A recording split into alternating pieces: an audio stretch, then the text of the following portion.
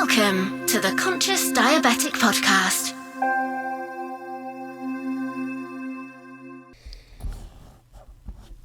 Hello guys, good afternoon, good evening, good morning, good afternoon, good evening, wherever you may be watching or listening from. I am Brett Taylor and I am the Conscious Diabetic. This podcast talks about diabetes, my experiences in life, living with type 1 diabetes for the past 36 years. I have lost my sight, or most of my sight, sight impaired is the correct terminology, where I've lost 80% of my sight, and I've suffered a couple of other things. But today we are here to talk about my sight loss. Sorry if I'm looking down because I have my notes on screen, so I'll try and look up and engage as much as possible. So first of all, thank you very much for listening, taking the time out. If you're driving, if you're on the bus, if you're going wherever, or you're at home, please connect with me on social media at Conscious Diabetic or consciousdiabetic.com being my website. So, first of all, I could probably talk about sight loss all day long. To try and condense this into maybe a small 10-minute section is going to be difficult, but probably I'm going to talk a lot more about this in the future. Mainly, today's topic will be sort of the stages or the process of what my sight loss is and in relation to diabetes. Because at the time when someone tells you, you could lose your sight or you might lose a part of your sight. And I remember a very specific conversation maybe 30 odd years ago, and I completely ignored or completely, because I was young actually, because I was maybe 10 years old, it didn't go through. There also wasn't the information like there was now. And there wasn't social media, there wasn't the internet. It was through, we communicated, writing letters. And there was a publication called Balance, which was run by Diabetes. It was like Diabetes UK. And this was a magazine that came out each month, I believe, which had diabetes information. The communication was not like it was now, like I say, with mobile phones, with text messaging, with social media, with people doing selfies and making small videos, constantly pushing the message.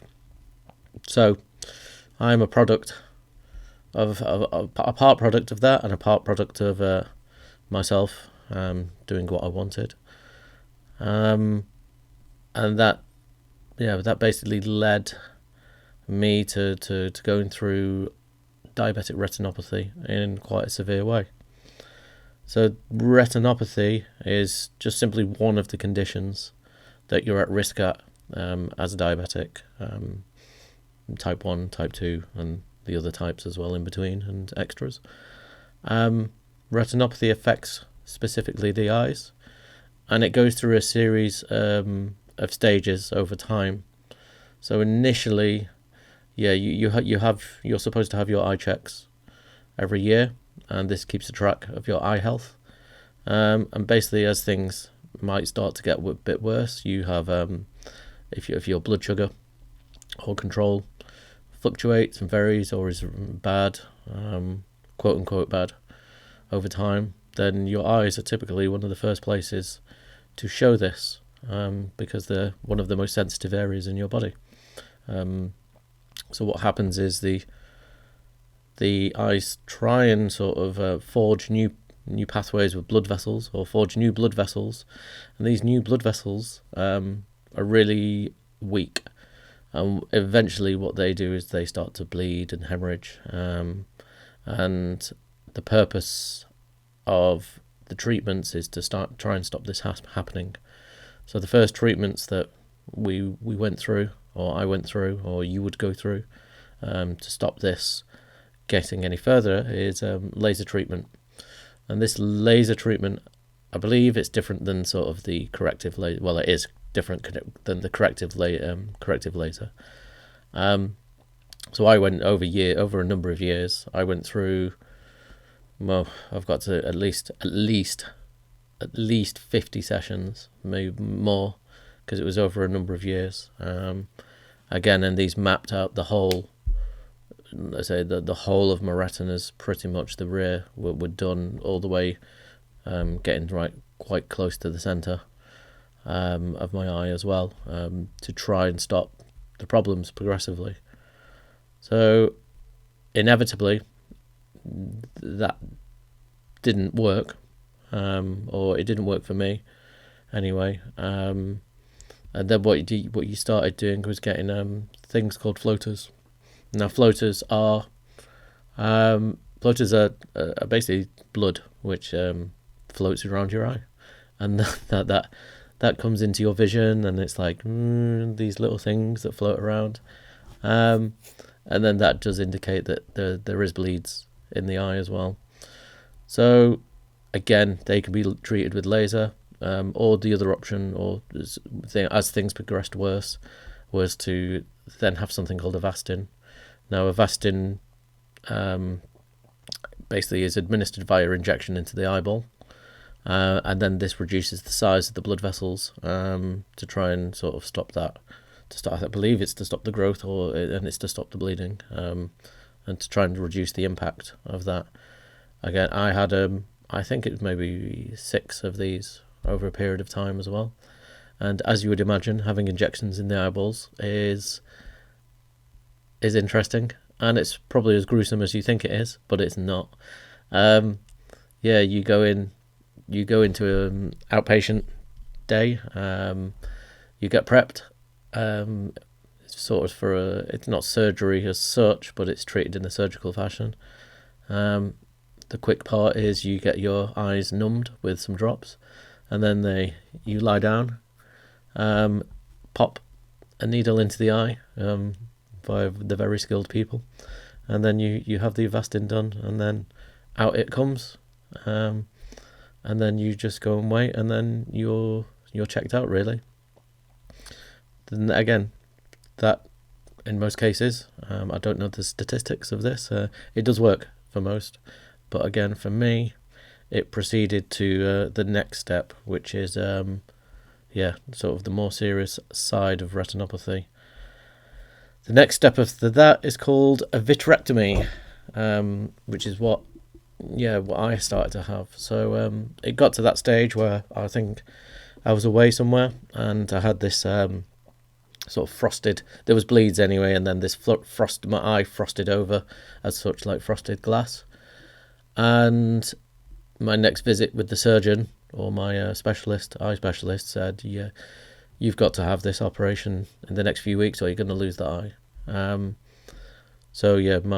My wife and I obviously had the discussion, and then I was on the surgical table a couple of months later, or very, very quickly, in October of 2012, maybe 2013. I think it's 2012.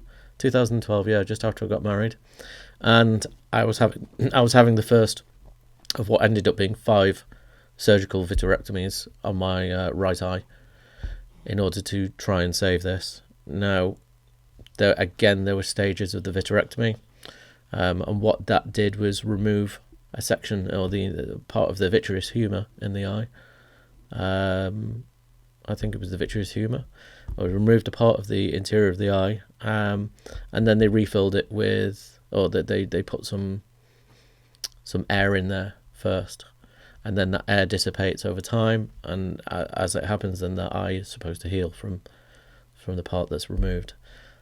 That didn't work for me, so then I went on to having gas in the eye after another vitrectomy, and then I had another vitrectomy with where they took everything out and they replaced it with silicone, and then I had plastic lenses put in my corneas. I think it was plastic corneas. in my eye as well, or plastic lenses, which is the cornea or not, I can't remember. And then I had a number of bleeds, a number of hemorrhaging as well. So all in all, I had 5 operations on my right eye. That also takes a long time to recover from, both mentally, physically, and even more so impact because I did a lot of film work, a lot of editing, a lot of visual work, and yeah, to lose even one eye has such an impact on the mind, and your family and your friends and your everyone that's sort of within your close circle. It's quite a thing to fathom how you would deal with it up until the point that you have to deal with it. So during recovery of my right eye, my left eye decided to join the party as well, and again, you're even worse prepared for the second one to go. So I had to undergo 5 again, almost exactly the same with my right eye. Happened with my left eye as well.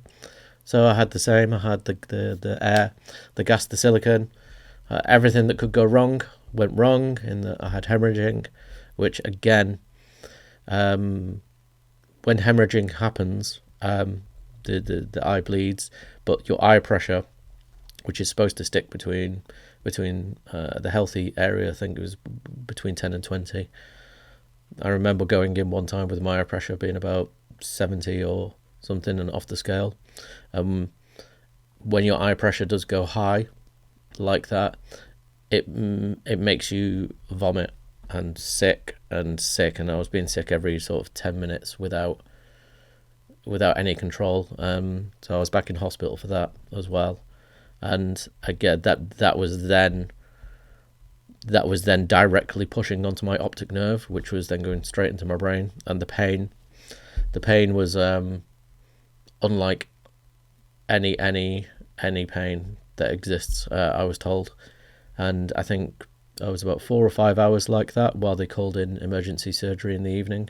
But I had to patiently wait without any pain relief, because they weren't allowed to do any pain relief as well, because it was because I was going to surgery. So yeah, I was just head in hands, being sick every 10, 15, 20 minutes while having what felt like a needle directly through my eye into my brain. Just being very ill. But on the flip side, the relief once I got into surgery was just as bad as the pain. It was unbelievable. So yeah, I ended up having another 5 operations on my left eye, and during that time, over the couple of years that happened, again, I had to go through recovery processes. I had to go through healing processes over a number of weeks and months as well. And at one point, I lost sight. Well, I had no sight in both eyes. So again, there was a lot of mindset work internally, which I didn't realise I was doing at the time. Adapting to scenarios, adapting to everything, and the end result was I ended up losing the sight in my right eye, and I've regained a percentage, I'd say 20% in my left eye, which is directly sort of tunnel vision. The reason I wear glasses is because I also picked up astigmatism. I can't see close up to me, and I can't see any distant to me as well. So yeah, I wear glasses for both long and short-sightedness, and it does help. Again, I didn't even know I had astigmatism until they sorted my glasses out, and then that again changed my life in being able to see, because I wasn't able to read anything. I didn't know what I was going to do, but yeah, I then managed to be able to retain some ability to work or to do stuff, and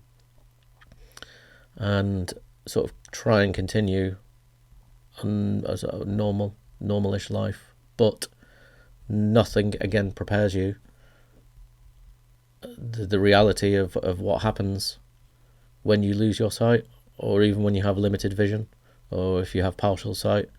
But the good news is, with the mindset, with speaking with the right people, with surrounding yourself with the people, and it's the reason I'm doing this podcast. It's the reason I'm doing the videos. It's the reason I'm talking about it on social media.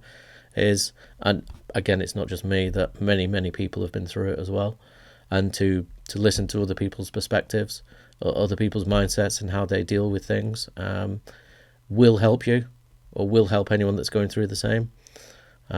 Especially being in hospital, having vitrectomies, having the injections, having the laser treatments, knowing what's coming will be good for you. Knowledge, I always find arming yourself with knowledge will help your recovery process as well.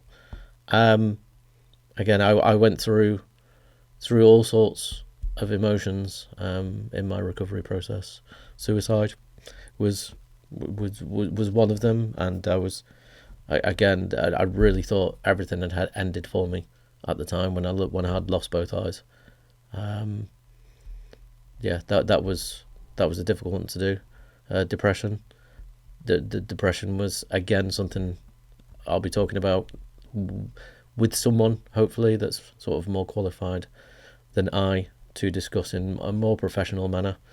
And then anxiety and panic attacks. I suffered quite a lot when I was on my own and trying to navigate a space, shall we say, because shortly after the operations I didn't go out anywhere for months and months and months, or I had to be assisted, because the impact, or this information overload was something for the mind to really take in, and I couldn't cope at the time. I had to relearn a lot of things, how to see things, what to see, what to navigate. But you'll find that the brain and the mind are very adept, and they will cope. And with that, pushing myself outside whatever comfort zone that I was creating, I was able to transition and change quickly to being able to adapt to a lot of scenarios as well. CrossFit has helped me even more in the ability to change, or the ability to adapt to change in a more efficient and easier way as well. Again, the panic attacks were crippling, especially in things like train stations or airports. Even in a restaurant, I had problems, but without actually going through it and knowing what it was and knowing what the triggers were, and knowing how to deal with those, then they would ultimately have control over me. So I had to be aware of all those and what the situations were in order to stop that. The same with the depression, the same with the suicidal thoughts, or that is, what are the triggers, what are the emotions, and what I do is try and communicate with them and be aware of them now. So they try not to take over my mind and really take me to a bad, dark place, which sometimes can happen. Another part was, I had a sort of a shame thing as well. Another bad emotion was the shame of doing this to myself, or looking through my past and thinking this could have been stopped. But unfortunately, there's nothing I can do about it now. So I had to really come to peace with my past, and all I could do is focus on the now, and also make sure my future was just as good for me, my family, and hopefully anyone else that resonates with the message that I'm sending out with Conscious Diabetic. Because for me, it's cathartic to talk about it, even in this degree, and hopefully you can talk about it with me or communicate with me in any way. That shame, I thought, was a weakness as well. But again, with all these negative emotions or weaknesses or things, is I now use them as fuel for the positive. So anything negative I try and capture and I try and sort of recycle it and to make it into something good, which is what this is all about, really. Sort of an outpouring there. So so the ultimate sort of positive for me is creating this podcast, creating the Conscious Diabetic, like I say, doing the CrossFit thing, and then utilising this sight loss to try and really forward myself and also forward this sight loss community. And with CrossFit, they opened up the stage to adaptive athletes this year in 2021, and one of those categories was the sight impaired. So as a masters athlete, as I would be at 41 years old, it's a goal or a target that I'm trying to achieve for next year to compete. So over the next 4 months, I'm going to be cataloguing and training and social mediaing an awful lot, just to show you hopefully what's involved. I have no idea what's going to happen over the next 4 months, but yeah, this is the road to it. But if I'm going to leave it there, because this is probably one of my longest ones for a while, 20 minutes talking about that. If anyone wants to chat with me, if you enjoyed listening, please do connect with me on social media at Conscious Diabetic. Thank you for listening, and big love, as I always say every week, and catch me on the next episodes on my YouTube. Everything really. I'm always here to chat. Thank you, guys. For more information about being a conscious diabetic, check out consciousdiabetic.com.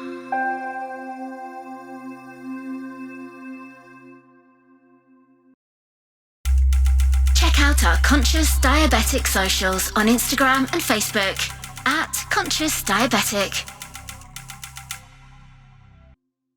Are you a conscious diabetic? Leave us your reviews and feedback.